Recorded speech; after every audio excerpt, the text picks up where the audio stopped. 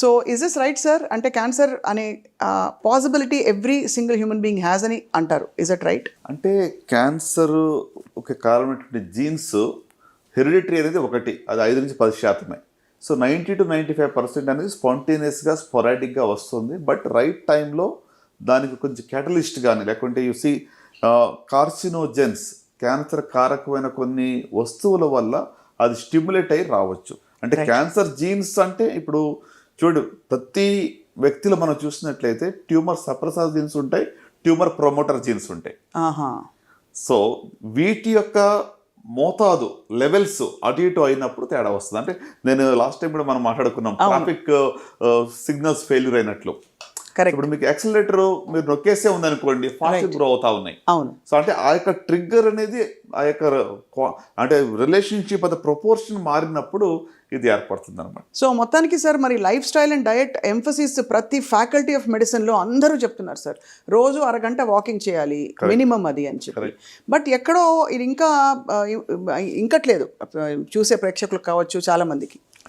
మీరు అన్నది జీవన శైలి అండ్ క్యాన్సర్ నిజంగానే రిలేటెడ్ అని మనం చెప్పవచ్చు. ఎందుకంటే ఇటీవల సంఖ్య పెరగడానికి కూడా మెయిన్ రీజన్ అందరూ అడుగుతూ ఉంటారు, ఎందుకు డాక్టర్ గారు క్యాన్సర్ సంఖ్య ఎక్కువైపోతుంది ఈ మధ్యన. వన్ రీజన్ అయితే it's life style disease now. మన జీవన శైలి మార్పు, మీరు అన్నట్టుగా శారీరక వ్యాయామం అనేది చాలా తగ్గిపోయింది.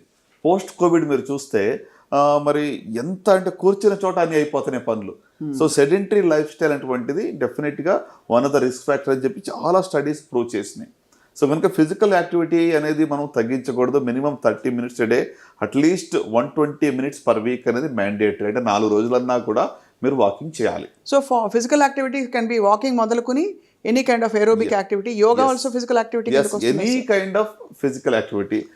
అంటే at the end of the day all the muscles in your body must be put into some exercise or use. Sir మనకి క్లినికల్గా కోరిలేట్ చేస్తే ఈ ఫిజికల్ యాక్టివిటీ వల్ల ఏం జరుగుతోంది మనకి, ఆ పాసిబిలిటీస్ తగ్గడానికి క్యాన్సర్ పాసిబిలిటీస్? షూర్ అండి. ఫిజికల్ యాక్టివిటీ వల్ల ఓవరాల్గా అంటే ఇప్పుడు మన బాడీలో you will have a feel good factor, endorphins అనే హార్మోన్స్ రిలీజ్ అవుతాయి. రైట్. దానివల్ల you will actually feel so good. అంటే మనకి ఎంతో ఒక హ్యాపీనెస్ అనేది కూడా అది క్రియేట్ చేస్తుంది.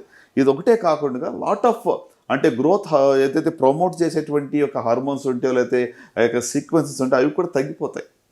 సో అంటే ఇట్ ఈస్ బెనిఫిషియల్. సింపుల్గా చెప్పాలంటే obesity is a risk factor for cancer. Physical activity వల్ల you're actually stopping obesity. So obesity తగ్గటం వల్ల ఏమవుతుంది, బాడీలో at least 10 types of cancers are known only because of obesity.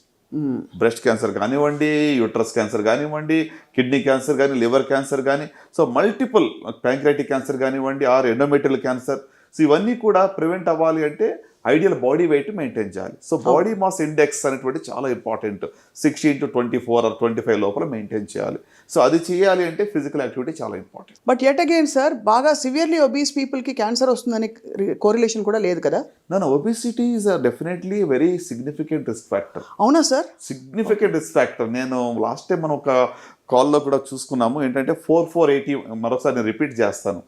4 modifiable risk factors lead to 4 non-communicable diseases, accounting for 80% of the deaths because of NCDs. Non-communicable. So 4 modifiable risk factors lead to 4 NCDs, which accounts for 80% of the deaths. ఆ 4 ఏంటి అంటే, number 1 tobacco consumption. ఇది కూడా లైఫ్ స్టైలే కదా. Your choices, what you eat, what are your habits, right? So tobacco smoking కానివ్వండి లేక టొబాకో చూయింగ్ కానివ్వండి, that is number 1 modifiable risk factor. మనం మార్చుకోదగ్గ రిస్క్ ఫ్యాక్టర్, ఇది మన చేతిలో ఉంది. ఇది నెంబర్ 2 వచ్చి అన్హెల్దీ డయట్. ఇప్పుడు డయట్ గురించి మనం మాట్లాడుతున్నాం. సో అన్హెల్దీ డయట్ వల్ల you have obesity also coming up because of lot of consumption of fatty food కానివ్వండి, లేకుంటే ఎక్సెస్ కన్జంప్షన్ ఆఫ్ కార్బోహైడ్రేట్స్ కానివ్వండి. సో దీనివల్ల obesity is also another risk factor. So the third risk factor is sedentary life style or lack of physical activity, శారీరక వ్యాయామం లేకపోవడం. 4th is excess consumption of alcohol, అధికంగా మద్యపానం చేయడం. ఎగ్జాక్ట్గా ఈ లిమిటే నార్మల్, దీనికన్నా ఇందైతే సేఫ్ అని ఎగ్జాక్ట్ కూడా ఖచ్చితంగా ఎవరు కూడా చెప్పలేదు. కాబట్టి ఆ హ్యాబిట్స్ జోలికి పోవడమే ఒక రిస్క్ ఫ్యాక్టర్ని మనం ఇన్వైట్ చేసినట్టు అవుతుంది సార్. ఎస్. సో ఈ 4 రిస్క్ ఫ్యాక్టర్స్, ఏది పొగాకు సేవించడము, మరి ఆహారము అన్హెల్దీగా ఉండటము, ఫిజికల్ యాక్టివిటీ లేకపోవడము, మద్యపానం అధికంగా సేవించడం, దీనివల్ల డయాబెటీస్ కానివ్వండి, కార్డియాక్ డిసీజ్ కానివ్వండి, క్యాన్సర్ కానివ్వండి, లేక లంగ్ ఇష్యూస్ ఈ 4 ఎన్సిటీస్ వస్తాయి. సార్ ఇక్కడ ఒక విషయం అడగాలి. ఈ 4 కూడా లేని వాళ్ళు కూడా విమెన్ ఎస్పెషలీ సడన్గా నాకు బ్రెస్ట్ క్యాన్సర్ డయాగ్నోజ్ అయిందని చెప్పి అఫ్ కోర్స్ పోరాడి బయటపడిన వాళ్ళు ఉంటారు సార్. వాళ్ళకి ఏ 5th ఫ్యాక్టర్ అయి ఉంటుంది అంటారు? స్ట్రెస్ అంటారా లేక ఇంకోటి అంటారా? షూర్. అంటే ఇప్పుడు 80%కి ఇదని మనం అనుకున్నాము, మిగతా 20% చాలా వేరే కారణాలు కూడా ఉంటాయి. ఇప్పుడు క్యాన్సర్కి 4 మాత్రమే కారణాలు నేను చెప్పడం లేదు. ఫర్ ఎగ్జాంపుల్ ఇప్పుడు పొల్యూషన్ కానివ్వండి, లేకుంటే there will be you know genetic కావచ్చు, హెరిడిటరీ బ్రెస్ట్ క్యాన్సర్స్ 5-10% హెరిడిటరీ ఉంటుంది అనుకున్నాము. సో అది కాకుండా కూడా there may be so many other factors also. For example oral contraceptive pills అధికంగా వాడటం కావచ్చు, లేకుంటే వాళ్ళ యొక్క లైఫ్ స్టైల్, ఇప్పుడు early age of onset of menstrual cycles and they do not have child bearing ఏజ్లో చైల్డ్ బేర్ చేయలేదు, లేట్గా ఫస్ట్ చైల్డ్ బర్త్ అయింది. సో ఇవన్నీ కూడా risk factor for breast cancer. అది సో కనుక అంటే it's all about interaction of the hormonal levels in the body. Stress is indirect risk factor అంటారు. డైరెక్ట్గా స్ట్రెస్ వల్ల క్యాన్సర్ వస్తుందని ఎక్కడ ప్రూవ్ చేయబడలేదు. రైట్. కానీ ఇండైరెక్ట్గా ఇట్ ఆల్సో హ్యాస్ మంచి నిద్ర రావడము, మెంటల్ హెల్త్ బాగుంటాము, ఇవి అతి ఫర్ ఎనీ హెల్త్ బాడీ మనం బాగుండాలంటే ఇది compulsory mental health should be good. ఏ వయసులో మోస్ట్ ప్రోన్ టు క్యాన్సర్ అని చెప్పొచ్చు సార్? అంటే సగటున యావరేజ్గా క్యాన్సర్ అనేటువంటిది ఏజ్ పెరిగే కొద్ది రిస్క్ పెరుగుతుంది. ఓకే. సో అంటే యూజువల్గా 5th 6th డెకేడ్ అనేటువంటిది కామన్గా మనం చూస్తూ ఉంటాం. ఈ risk సో ఇంకా ఎక్కువగా అంటే ప్రోస్టేట్ క్యాన్సర్ లాంటివి 7th డెకేడ్ 8th డెకేడ్లో వస్తుంటాయి. సో బట్ ఇండియాకి వెస్ట్రన్ కంట్రీస్కి మనం చూస్తే ఒక 1 డెకేడ్ అర్లీగా ఇండియాలో వస్తుంది.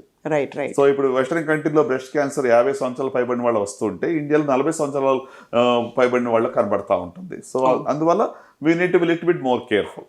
రైట్. ఇవన్నీ కాకుండా సార్ స్లీప్ ఎంత ఇంపార్టెంట్ అంటే ఒక మనిషి సమతుల్యాన్ని కాపాడడానికి? అంటే స్లీప్ అనేటువంటిది మన శరీరానికి రెస్ట్ ఇస్తూ ఉంటుంది. బాడీలో అంటే ఫిల్టరేషన్ జరుగుతూ ఉంది. ప్లస్ ఇంకోటి ఏంటంటే ఎక్కడైనా కూడా ఒక డ్యామేజ్ ఒక సెల్స్లో అయినా కూడా ఈ స్లీప్ టైంలో రిపేర్ కూడా జరుగుతూ ఉంటుంది. సో దానివల్ల ఏంటంటే మీ బాడీలో ఏదన్నా even if the process start అయినా కూడా అడిక్వేట్ రెస్ట్ తీసుకోవటం వల్ల మనం రిపేర్ మెకానిజానికి టైం ఇస్తున్నాం. రైట్. సో కాబట్టి 6 to 8 అవర్స్ మినిమం 6-8 అవర్స్ అనేది అడిక్వేట్.